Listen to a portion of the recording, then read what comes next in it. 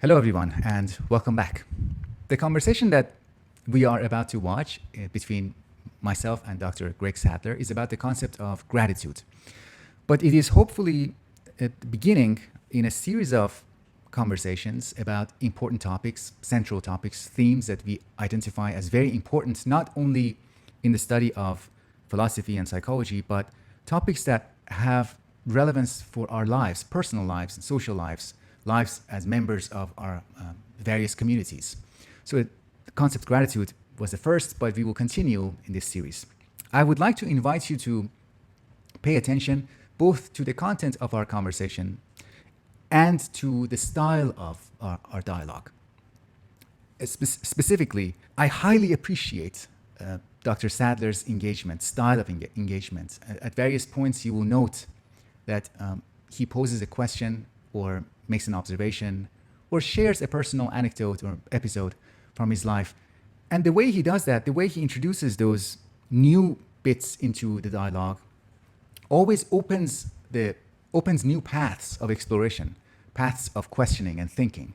And this really shows how we can engage with a topic, engage with a concept in a line of thinking, line of inquiry, in a way that is open-ended, in a way that inspires more rather than finishing and completing and saying, this is the definitive guide to gratitude, and that's it, we have solved it. No, that's not our aim. And I think closely observing and learning from Dr. Sadler's style can teach us how to do that, how to do that better and how to do that more. I'm sure most of my viewers already know about Greg Sadler's channel. If you don't, if you're one of those few who hasn't yet discovered that great YouTube channel, please go and check out. The links are below the link. And that's it. I hope you enjoy the conversation. If you have suggestions or questions for us, feel free to either share those below under this video or on Dr. Sadler's channel. Okay, I'll speak with you in future videos. So just to bring us back and situate our conversation, we had a kind of informal brainstorming discussion, talking about different ways of discussing philosophy. Yeah. And we thought about like centering a discussion around a topic or a concept, which could be hope, and discussing it from a philosophical perspective, from a personal perspective, from a psychological perspective. And then you suggested maybe we can touch on the concept of gratitude, which was, for me, it was not on my radar. Well, you know why it's on my radar? Because, as an American, we have Thanksgiving. And now a lot of people don't actually express much gratitude in a real way during Thanksgiving. They go around the table and everybody has to say what they're grateful for, or thankful for, and they get through that ritual, and then they don't think about it anymore. But it is a topic that's in the air during November for Americans. And I thought, well, that's, something that we should dig into. Like hope, it's one of those very rich topics that has been talked about by a lot of people. And I think there's a lot of misunderstandings that we can explore as well. One of the things I wanted to talk about is the self-helpy approach to gratitude. Like, oh, you should, Sure. do a gratitude journal and try to begin every day with gratitude, which in a way kind of instrumentalizes it. It's a you should do gratitude because gratitude is good for you, not. And at a certain point, it stops being real gratitude, doesn't it? Yeah, that's a take on gratitude that makes it subservient to another goal. So the top priority is individual happiness. So to get the most from life, to squeeze squeeze the lemon. The biggest amount of joy out of life. It's better to be grateful to other people, but that's really it makes it a means to an end. Yeah. And in some ways, it kind of involves, I think, a distortion.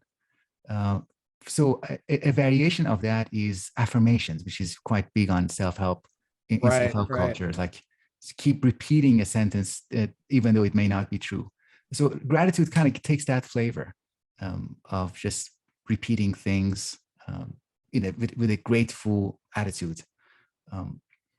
And it might lead to disappointment, because if I have that kind of relationship with gratitude, and my aim is to get happiness as a result, then it is disappointed with life. The image that I had was like I'm writing these affirmations with my notebook, and then the tip of my pencil breaks, and then it's over. It's like suddenly it's like I get into a bad mood because of that. Even that, like while I'm doing it, something terrible happens. Yeah. That's when So you cut yourself and you start writing in blood, yeah. Sure, sure. I was actually going to ask you, it was occurred to me. So we do associate this, let's call it gratitude practices with positive psychology and a lot of self-help things. And actually the modern Stoic movement, I think, is captivated by this notion of gratitude as well as something that we have to affirm every day or, be grateful in every situation. Mm-hmm. And I was wondering, so a lot of times there are appeals that are made and people say, well, studies show that, people who express gratitude at a certain time each day have this much increase in happiness. And, you and I have talked about this quite a bit in the past, this notion of being able to carry out psychological study of these sorts of matters. It seems to me like how the hell would we know? I mean, I think we can know in an experiential way, but I don't think we can actually be scientific about it because the category of what counts as like feeling good or being grateful, it's messy, and it's going to be quite different from. I don't want to say it's all like totally subjective, but it's going to be different from person to person, and I think culture will play an important role in that. And the mere act of having to write it down and tabulate it might also distort the information. So you as a psychologist, what's your take on that? I'm very eager to Mm-hmm. hear what your Yeah, yeah. expertise has to say on that. Well, thank you. The big problem in psychology, because of its disconnect from philosophy, is that in psychology we don't spend enough time with that basic question of definition. We kind of skip over the question what gratitude is in the first place, Yeah. and we replace that question with what is called operational definition, which is in the context of this study, we defined gratitude by these acts of writing 3 items. And Yeah. People who did that are in the maybe gratitude condition. People who didn't do that, we call them ungrateful, like the control condition, which Yeah. is also problematic because we can't keep track of what the other So people. we're using proxies essentially, and proxies that may be only very loosely connected with the phenomenon that we're trying to study. And I think oftentimes when this gets reported on or talked about, that drops out of the picture. Reporters will say, well, it's been demonstrated that people actually are 57% more grateful or 37% happier. Yeah. They don't specify. I mean, if they did, then the article would be a lot longer and maybe to a lot of people boring.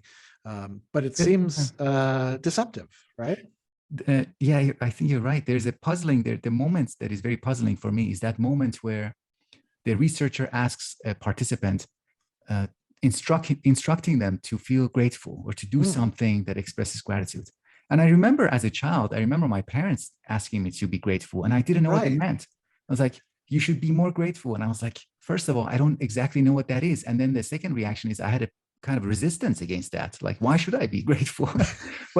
But in those psychological studies, it seems like it just works out well. And the participant, without any resistance, without any failure of communication, they kind of get on board and Yeah. enter into the mood of or the feeling of gratitude. I think we'll return to this question of like, well, what is the feeling and how do you promote it or provoke it or stuff like that. But I think Mm-hmm. like, when it comes to actions of gratitude, I remember when I was a kid, being made to write thank you notes, and I hated doing it. It was such a chore. And even if I was grateful for the gift that was given me, like at Christmas or, I don't know, at various life events like First Communion, it really took a lot of joy out of it for me. Mm-hmm. It became a chore that I had to do, a duty or an obligation. Mm-hmm. Maybe there's something about gratitude that if it's going to be genuine gratitude, it can't be something simply forced or done out of duty or directed by another person. And so Mm-hmm. what would this say about those studies, with researchers, if they're telling you, okay, do a grateful act, Hmm. You know, Hmm. how do you make yourself do that and still retain some sense of Hmm. this is gratitude as opposed to duty or um, whatever else we're Yeah. going to label it as. Yeah, it's interesting that it is not like when we engage in a kind of involuntary or chore-like gratitude, when it is a chore, it's a Yeah. that we are fulfilling a duty. It's not just neutral. It's not like, okay, I'm doing it mindlessly. I'm neutral about it. Okay, I don't care. It's actually a negative reaction Yeah. when it is not Compelled. accompanied by that by some kind of inner um, experience or some inner verification. Or Yeah. Or it could be accompanied by it, but you don't want to do it at that time, you know. I mean, if your parents are like, okay, now's the time when we write thank you notes, all right, you might feel grateful, but your sense of that starts to go away as it becomes more of a mechanical process, you know. I see. I mean, think about like after a wedding when you have to write all those thank yous for, you know, thank you for the blender, you know. Yeah, right. Thank you for the blender. Yeah. So, like any act of communication, we could say gratitude is a kind of relationship in part with someone, but also a relationship with the truth. And we want that relationship with the truth, Yeah, yeah, yeah. a truth that is being communicated in the context of that relationship to be properly handled, to be handled non mechanically. Okay. Would that apply to things where you're not grateful, say, to a person for having done some sort of act that, like in ancient times, they used to use this word benefits. Seneca has a whole book on benefits, right? So I benefit you, and now you're grateful to me, you know. But in some cases, with the contemporary attitudes towards gratitude, it's like, well, you should be grateful for just being alive, or the Right, right. fact that you don't have a chronic illness, or if you do have a chronic illness, the fact that it can be managed and your pain can be alleviated in some way. So every day you can wake up and have some sort of thing that you're grateful for. And I suppose you could say, well, you know, I'm grateful for the people who researched and came up with this pain management technique, right? Or, Yeah, you know, I'm grateful that Seneca wrote a book that helps me figure these things out, you know, even though right, he's been right. dead for I mean, close to 2000 years, you know. Yeah, to the Thanks, Seneca. translators. Yeah, to the translators, to the publishing houses that, Yeah, yeah. that print the But books. I think in a lot of cases, maybe there are situations where we don't feel a directed gratitude. It's more generalized, right? Hmm. Hmm. Right. It's not an acknowledgement of some agent who has done something, Okay, yeah, but yeah, generally the state of affairs. yeah. Yeah. I mean, we might Yeah, personalize it, right? We might we say could. that Yeah. life is itself is being good to me, or the universe is being good to me. Right. Right. Um, Yeah. maybe that's a little bit telling ourselves stories about things that we know aren't really true, though. But it is a way of focusing on something that I think is difficult to focus. I mean, there Hmm. people say that we have a survival advantage if we focus on the negative, if you pay attention to the negative side of experience, like paying attention to the physical pain, for example, is very advantageous. In a similar way, if we have a social interaction with five people and one of them is in a bad mood, we pay a lot more attention to that one person who is expressing negative mood. Yeah, And people just explain that in terms of the advantage to, like, maybe that person is a threat to our survival. But if they are just five friends, then we have this we have a chance to exert effort to step back and say, oh, there are four people here who are in a positive mood, and I can decide to pay attention to that. And a lot of discourse on gratitude, I think, is kind of trying to orient us in that direction, that we have a tendency, we have an inner like a habitual tendency to selectively pay attention to negative things, but we yeah. can kind of over time train ourselves to pay attention to positive things. And then in the case of pain, as you mentioned, or it, difficult, when life is genuinely difficult, then Yeah. that becomes harder, but still possible to sustain. That's interesting. It's almost as if we have to talk about two different modalities of gratitude then. One, which is, you know, agent centered. We are grateful because somebody did something, somebody thought about us, somebody helped us out, right? And then we can do something maybe in return, or we can say thank you. And then there's the gratitude of just, you know, accentuate the positive, right? Now, is that Mhm. really gratitude? Mhm. Or does gratitude always involve, maybe gratitude always involves creating some sort of agency that then we tag with it. So maybe if we're not doing that, it's just being happy about things going well. When we are grateful that, you know, we still exist, we're grateful because something is responsible for that. You know, Mhm. there's something we can be grateful to, even if it's rather vague and general. Mhm. I read an essay you wrote, I think it was in 2019, about gratitude. And towards the end of that essay, you introduced a very interesting idea about the place of gratitude in relationships, and how gratitude is kind of focusing our attention on contingencies and what is Mm, unique about a relationship. So it could be a um, relationship with an agent who has had some influence in my life, a yeah, person or a being, a divine being even, yeah, and yeah. and it is not just about the very general facts about uh, that person, that agent, but about a unique bond that is being expressed. Yeah, so maybe we can be less grateful to, you know, let's just say we're talking God language, right? As God creates everything, and I've got a body and I exist in time at this time, and you and I, you know, can have a conversation. And some of those things are very general, like, you know, I haven't died yet, you know, my blood is still circulating. I can be grateful about that Sure, sure. to the divine being, but that's not the same thing as it's not the same intensity as being grateful that these contingent events happened. And maybe, I don't know, this may strike some as a bit heretical to say, but maybe we can't be as grateful to a divine being who's, like, you know, super powerful and can arrange things, as we can to another person who doesn't screw us over when they could, or looks Mm. out for us, you know, at that moment when we need them. And treats us as a unique individual, a singular being, and recognizes or expresses that they Yeah. kind of know that we are in some ways different, even though we are similar, but to many other people. But there are some things that make our situation unique, and that Right. Yeah. Yeah. I yeah. think that's an important consideration. Mhm, mhm. Yeah. That maybe that could be the reason why it feels wrong to sit down and write all those thank you cards, because you're being asked to Yeah. express all those thank yous in exactly the same way, and not differentiating between them. Or you have to make up, right? You have to come up with, like, not true reasons why the person's gift is so Yeah, important and right, unique, you right, know, right, even though right. you don't really feel that way. Yeah. So there's an insincerity to that, perhaps. Hmm, hmm. Yeah, I remember this kind of switch.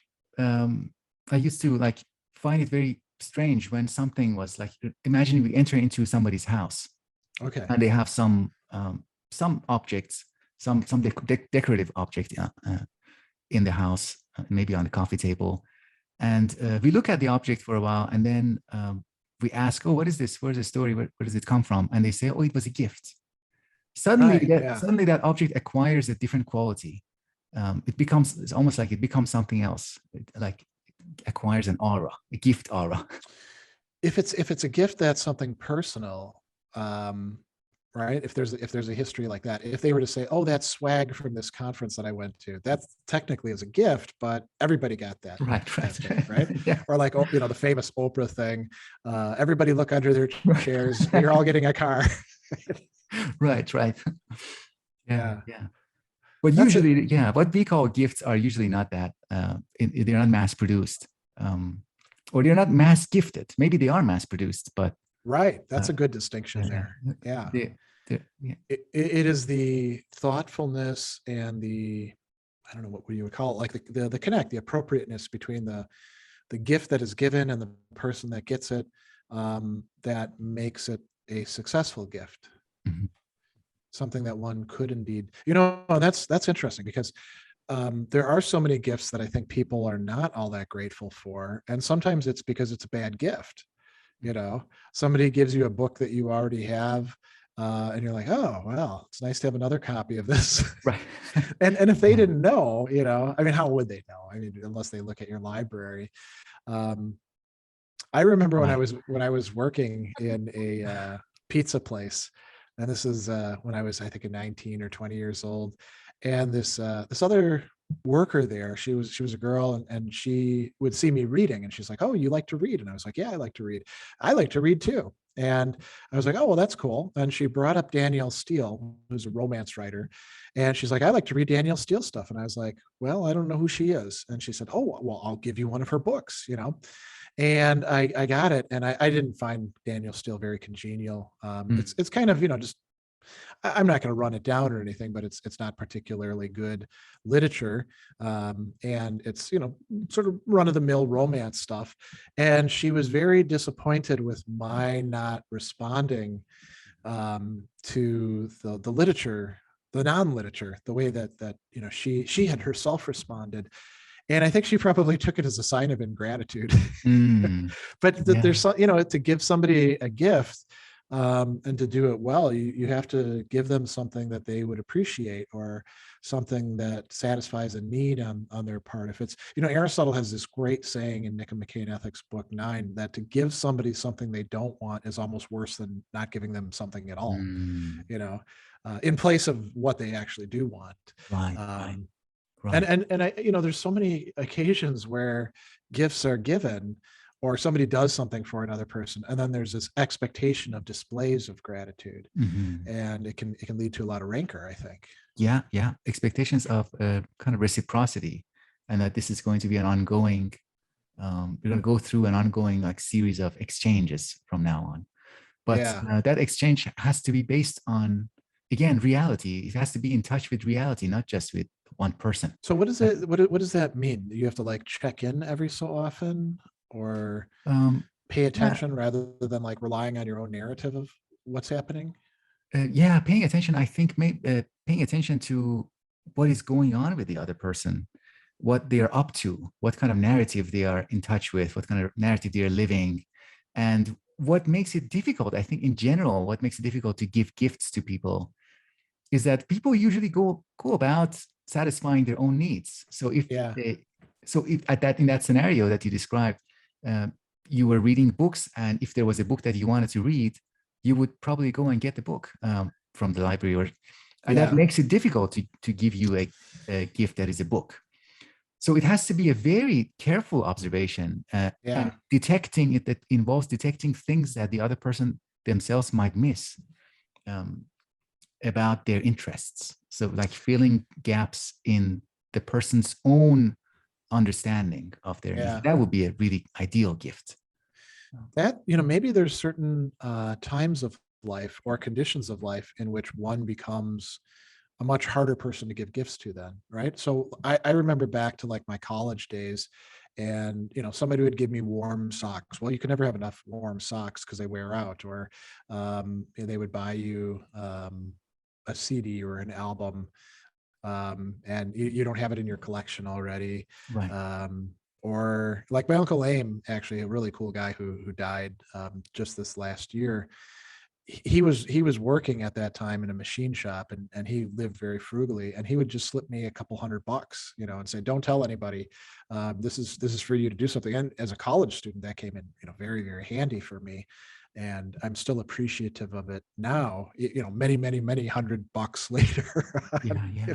um, and so, college was pretty easy to do that. I mean, you could get me food, you could buy me beer, and all of that would work. I remember people buying me articles of clothing, like a hat, Mhm. something that would get used. Um, Now I'm very difficult to shop for, and so is my wife. We anything we want, we do, that we think we need. I mean, within reason, obviously, we're not spending a lot of money on things, but we just buy it ourselves. And Mhm. I think that makes it difficult for my kids to figure out what I would possibly want or need. Mhm. Mhm. Mhm. With them, it's a little bit easier for us to shop for them, Mhm. or Mhm. other family members. But Yeah, yeah. that's really interesting, because it seems to go against that reciprocity idea of thinking, the reciprocity way of thinking about gifts, gift Yeah.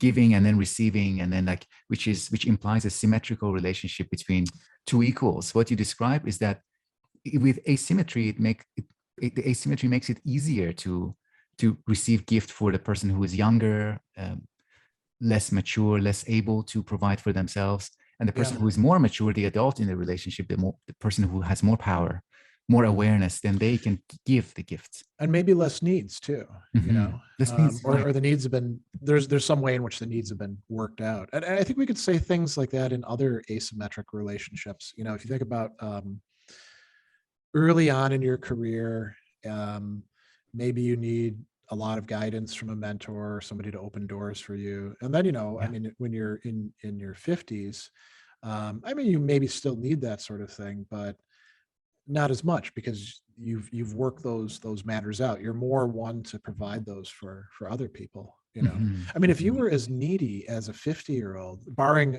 terrible situations like you got fired or your university is closed down or something like that, if you're as needy as a 50-year-old as you were as a 20-year-old, maybe something's wrong.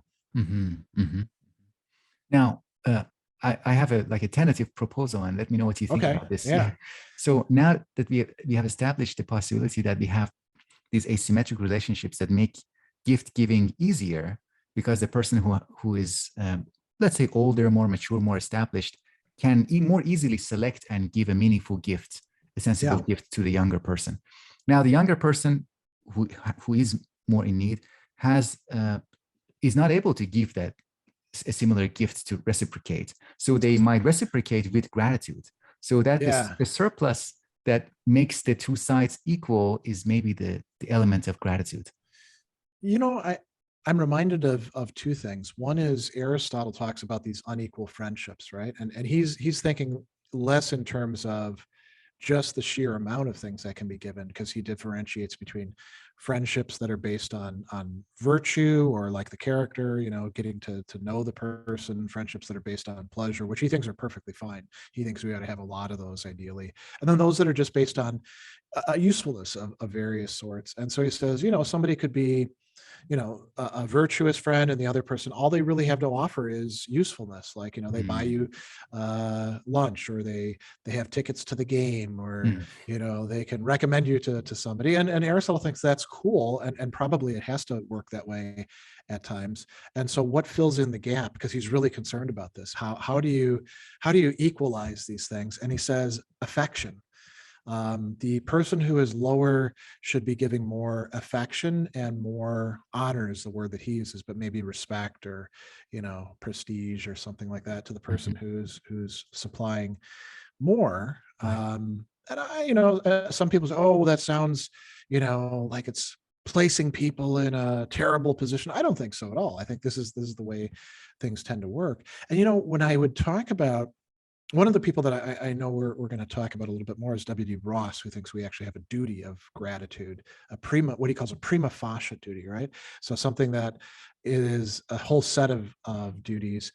And I would ask my students when I was teaching them this in face-to-face classes, what do you do with your parents? They did all these things for you. You obviously cannot parent them. And they say, well, when they get old and senile, I can take care of them.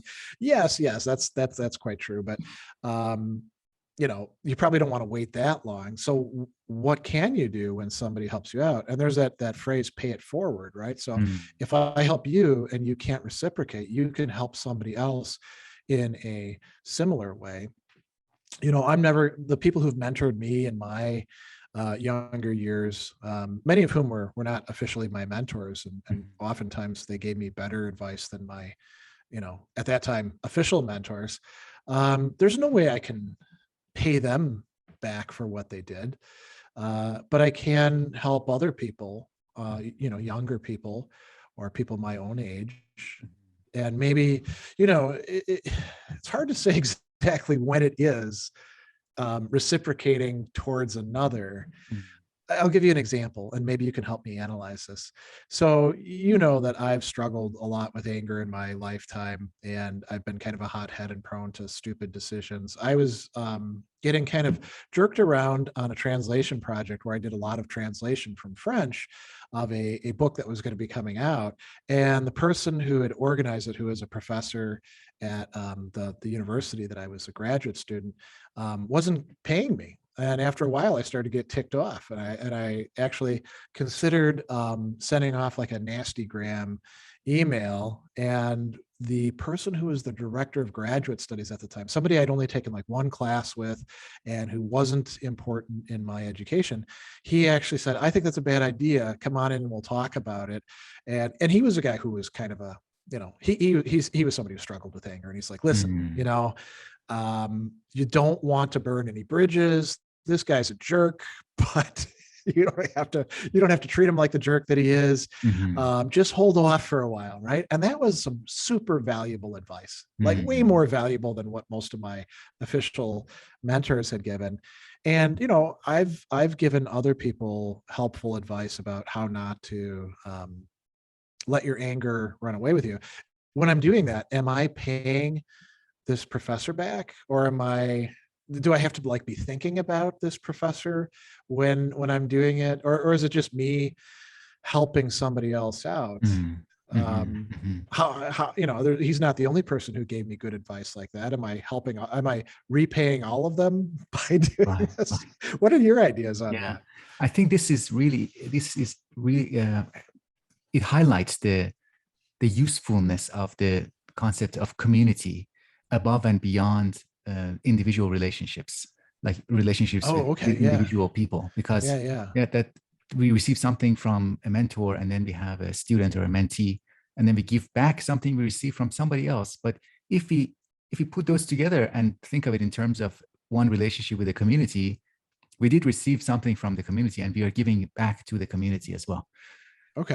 And I think that might help in seeing why that was a good advice about not giving into the anger in that episode, because even though that may have been the right response for that one individual, but maybe it wouldn't have been good in terms of the relationship with the community. So maybe if I'm angry at someone, expressing that anger is bad for my relationship with the community, with the kind of person I want to be with in relation to the group, not with that one person. So the community kind of gives me justification for a more controlled expression of my emotions. And then when I'm benefiting somebody else, I'm benefiting them as a member of the community and as also an individual, right? Right. Yeah. So so the community also kind of it bridges time, right? In that sense. Sure. You mean like across generations? Yeah, and actually this would be exactly across generations. That professor was one generation earlier than I am, right? And then I talk with students, some of whom are probably hotheads, or I help somebody out, giving them some advice, and they're probably going to be younger than me, or in my generation, Yeah. But, so is it fair to say that we always have this dual relationship with everybody who is in our group, in our society? We have one relationship with the person as that individual particular person, and then we have another relationship with that same person as a member of the group. And sometimes those can conflict with each other.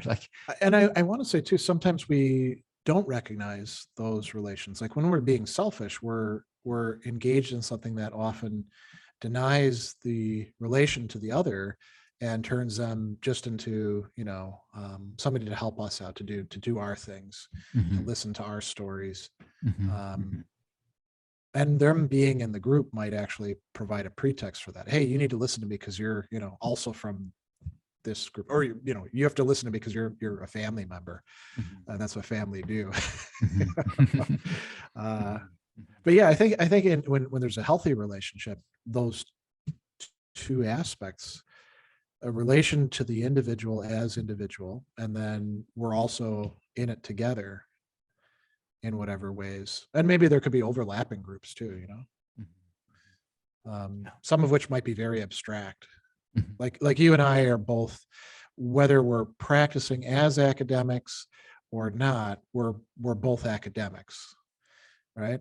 But we're also people who share an interest in psychology and philosophy, and we can talk about other connectors as well. So you and I are interacting with each other, not just as members of a group, which it could have started as. Like, let's say you and I met at a conference, and we're I don't know, we're interested in some arcane topic, right? We're members of that in crowd, but then it quickly over time branches out into all these other connections, which might exclude others, or not include others, right?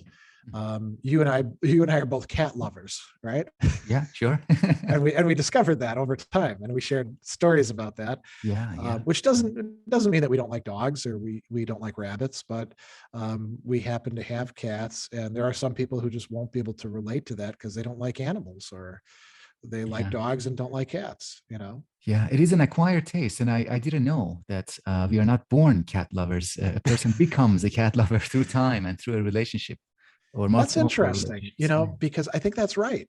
I paid attention to cats when I was young, but I didn't love them in the way that I did, maybe say from my late 20s onward.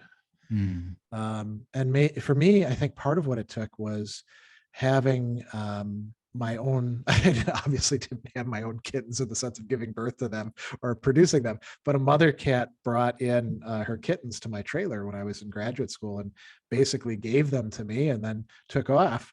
mm, The previous batch of kittens had almost nursed her to death, and so I think she wanted to get rid of them as quickly as possible. mm, And I took two of them and gave the other two away, and they became my my little kitten children. mhm, It's interesting too. I think I may have told you about this in the past.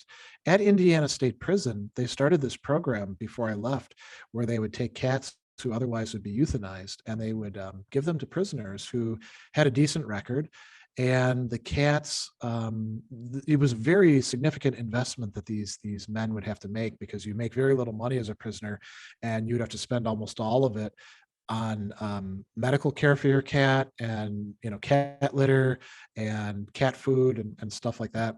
And some people were worried that the cats would get abused, mhm, because some of these men were quite violent, but for many of them, it gave them something to love, something to nurture, to have a relationship with. And anybody who messed with one of the adopted cats would be putting themselves at risk of terrible mm, bodily harm from the other prisoners, who felt quite protective about mm, these cats. And these were murderers and rapists and kidnappers, some pretty hardened individuals. mhm. Um, I think I've taken us a little bit off track, though, No, with no, respect to no. gratitude. I mean, can we connect this with gratitude? I Yeah, I suppose. it does relate back to that the relationship between gifts and taking care of something or expressing care, Yeah, and a bond that within which, or a relationship, a lasting bond with yeah, yeah. a unique other, a unique person, or a unique animal, and recognizing that uniqueness and that unique bond is inseparable from expressing the care. And it's a kind of care that is kind of, I think they tacitly understand this when they give a pet to a criminal or to a homeless person. Sometimes the city Mhm. does this. They express the understanding that when we care something about something, we are at the same time caring about ourselves, or we are letting that relationship be Oh, um, uh, transform us. So I yeah. find myself transformed by the way I care about my cat. It is very bidirectional. It's the care goes outward and at the same time inward, Okay. which is very strange. Yeah. When I think about getting back in shape, which has been a project for me for the last few years, one of the reasons I do want to get in shape is so I can ensure that for my kids and for my wife, that I'll be around for a long time. Because otherwise, I could get fat and have heart disease or whatever else is going on. Make my blood pressure go up too high, and die young. And I also want to be able to be there for them and be physically able, be capable of. Um, I mean, my kids are now basically too big to like put on my shoulders. Like they want to, or Mm. wanted to when they were younger, because they're both teenagers. But being able to be mentally and physically all Mhm. there. Um, and it's not just about not being a burden. It's about being able to easily do things that we ought to be able to do. Mhm, mhm. Um, So it kind of comes, it shows up as a form of self-care or a motivation Mhm. for self-care that wouldn't have been otherwise. Like, Yeah, yeah. and when it comes to exercise, and I'd like to hear your thoughts on this too.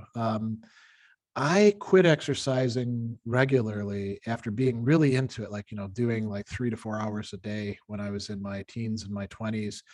And in my late 20s, I just got bored with it. And I got sort of bored with the physicality in the body.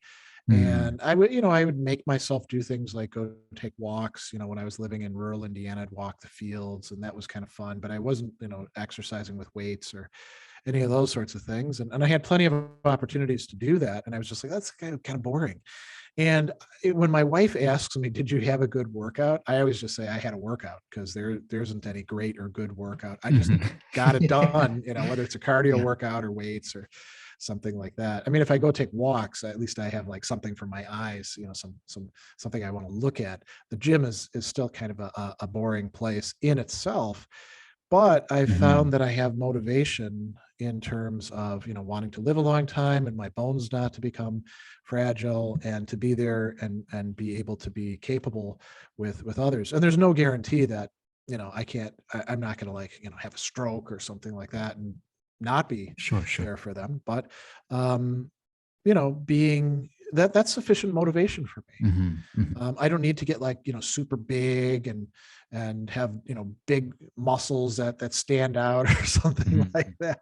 I'm not really interested in that. I may always have a belly that I built up over years, no matter how much weight I lose. And that's okay. It's not really about looks anymore. It's just more about what it affords to me. Mhm. And I, as you're somebody you're not as old as I am, but you're somebody who's on the trek of aging. How do you look at exercise? Is it something that you have Mm, to make yourself do, or mm. is it something that you Yeah, you do for instrumental reasons? yeah, Or yeah. That's great. I think this could be one of our future topics as well, but we can touch on it yeah, a little bit here. The way you described your relationship with working out reminded me a lot of my conversations with my wife, because she is okay, like that. She is like, gym is boring. I'll go. Don't ask me how it was. Like, it was just, I just worked out. Why are you asking me? But I kind of I enjoy just exploring the bodily, the physical aspect of it, the meditative aspect of it. The reason why I've been inconsistent uh, with working out is just a matter of time. Um, I enjoy walking and stretching and just basic things like that. Um, but of course, the mental energy of doing something that is not a habit is substantial. It takes yeah, energy to do it. Um, and I enjoy. I mean, working out with my wife. I think you have similar routines, or we try to have a routine. But being together, working out together, is in some sense easier, but it can be more difficult too, because then we both have to find a time that works for both of us, yeah. um, and Connect your then schedules. Yeah, yeah, yeah, exactly, yeah. But it makes sense to me the way you described self-care in the context of care for others and the love for others, that it is not this vain motivation to look good, to look great, and to always be young and always meet the standards of youth and beauty. It has yeah, nothing to do with that. The will to be healthy and to be there, uh, and be able to participate in relationships and not be dependent on others, um, is yeah, it comes from, again, that relationship, the context of caring and loving. Well, before we end this session, since we are on this topic, and I hope you don't mind me saying this, go ahead. uh, but I've been deeply grateful for knowing you and for having our relationship, our friendship, and mentorship. I mean, I regard you as a mentor. When I moved to Macau in 2016, I experienced a very unusual level of isolation, and reaching out to you has been really like, it's been such a gift. um Well, that's very so yeah, nice. I just wanted to know that. I've always enjoyed our conversations, and Thank they've you. given me a lot of food for thought, and getting to bounce ideas back and forth like we're doing today. I've always looked forward to getting to chat with you. Likewise. And so I'm also grateful as well. Thank you. And Thank you. Thank you very I'm also, much. I'll also say another thing too. I'm glad that you're back in Toronto, because it was, you went through, and we should talk about this some other time. You went through so much stuff in Macau and Hong Kong, you know, the entire COVID thing, and trying to, this Kafkaesque journey of trying to get back to your university and not being able to do so, you know. Yeah. And to have you back in Toronto means that we're not in exactly the same time zone, but it's close enough, instead of Right. being Right. 12 hours off or whatever it was. And it makes it possible for you and I to collaborate in ways that weren't impossible before, but were quite Difficult. difficult. Yeah. Yeah, Very yeah, difficult. yeah. And I think so. I'm quite happy about that, and I can, you know, it's funny. So I'm not grateful to you about that. But it is something that you had agency in. So who am I actually Yeah. grateful about? Yeah. Yeah. Your, you know, this, you know, almost catastrophe in ways, and then having to go back to Toronto. I don't Mhm. know. I'm not sure who I'm grateful to, but Mhm. I Mhm. am. Generally, yeah, yeah. It's a kind of intransitive gratitude. Yeah, yeah. That's a good way to put Yeah. it. Yeah, yeah. So, you know, transitive directed at some sort of object, or in some way. Yeah, maybe it's more like, you know, existing, or what are some other intransitive verbs? Mhm. Yeah, Mhm. Being excited, or generally being that works. positive Yeah, or yeah, optimistic. Yeah, yeah. yeah. Before we Oh, go though, do you want to talk a little bit about the piece that you wrote on gratitude? Because oh, the you know, I think we already touched on the first aspect that you brought up, but the second, you said, I'm going to read from it, this leads to a mhm. second observation about gratitude, its relation to the background of Mm, experience. Getting upset about the absent-minded student depends on the background assumptions about the classroom, how things ought to be there. And, you know, mm, we as human beings, you know, we don't exist in a neutral environment. We're constantly like projecting things out there. We're, you know, our desires and aversions, as Epictetus says, go out to the things themselves. And so you wrote here, distinguishing the foreground and the background of experience is necessary for understanding our own mm, responses. And you said the practice of gratitude aims to produce a shift, and it runs contrary to the self-help approach to gratitude, which aims to distort what's in the foreground. Like, you know, you say, oh, I didn't get the hamburger that I ordered, instead I got a mm. chicken sandwich. Oh, thank you, universe, for giving Yeah. me the opportunity to eat chicken today. It's Right. right. Yeah. But you're talking about something that is not just attending to the things in front of you, but to the background and all the stuff that we're bringing to it, Mhm, mhm. right? So how does that work? How do Yeah. you become grateful through attending to the background? Mhm.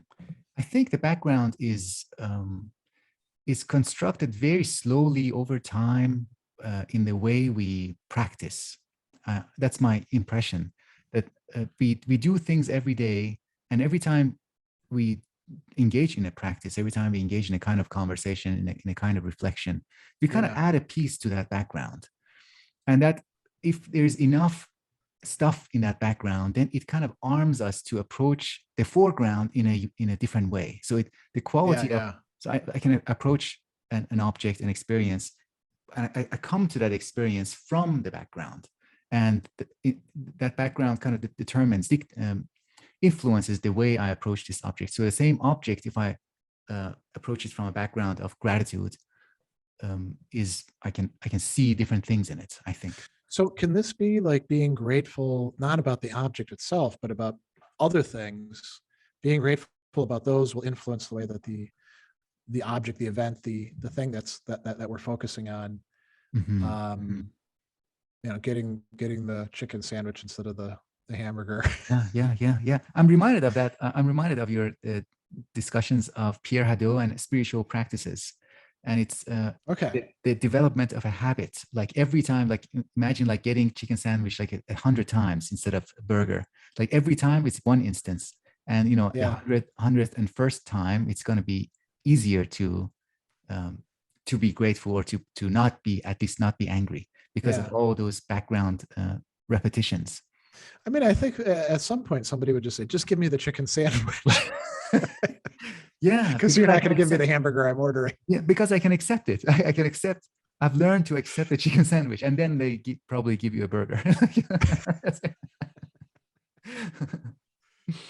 Yeah, Well, great. I mean, that's a good joke to end on, I think. Sure. Thank you very much, Dr. Sadler. Yeah, and thanks so much, Davood, for um, this is what I hope to be the first of many open-ended conversations about these grand themes that you brought up. What Rilke Sounds good. calls the great things, with like a capital T. Mm, great.